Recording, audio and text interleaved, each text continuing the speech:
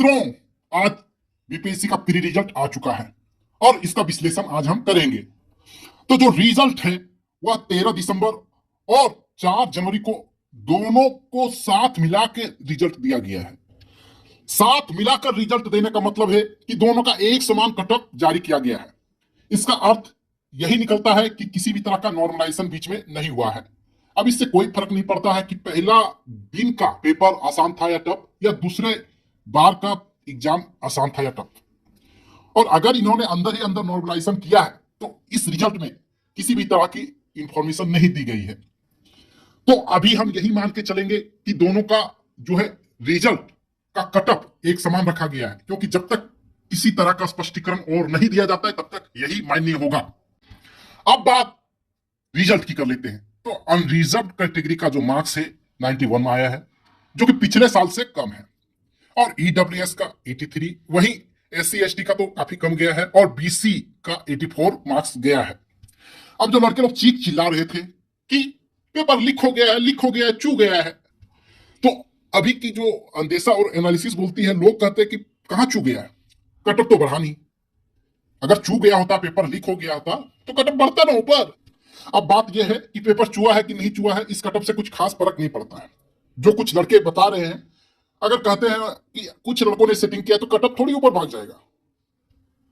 लेकिन अब बात करते हैं कि साला इतना कटअप कम कैसे गया। 91 नंबर।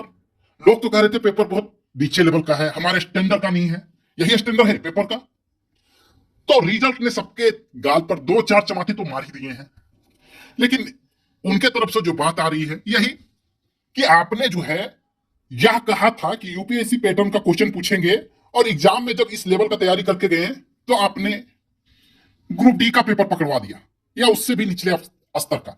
इसीलिए ऐसा हालत बना कि लोग बहुत अच्छा मार्क्स नहीं ला पाए, और एक तरह का धोखा था छात्रों के साथ। अब एक और प्रश्न उठता है कि 2 शिफ्ट में जब एग्जाम हुआ था तो एक शिफ्ट का एग्जाम का कुछ क्वेश्चन कैंसिल हुआ था, जो कि 4 जनवरी का पेपर था। तो उसके बराबर करने के लिए उसमें किस तरह से मार्क्स जोड़े गए हैं, इसका भी क्लेरिफिकेशन नहीं दिया गया है। अब ये सारी बातें तो ओपन छूट ही जाती है। लेकिन इसमें जो खास बात एक कहा गया है कि भैया ये जो पेपर है, अभी भी माननीय पटना उच्च न्यायालय में एक केस चल रहा है जिसका नाम पप्पू कुमार वर्सेस बिहार राज्य है। अगर कोई भी नया आदेश पारित हो जाता है तो भैया ये रिजल्ट जो दिया गया है अभी वो बदल सकता है। तो ऐसा मत समझे कि यह रिजल्ट जो है अंतिम है।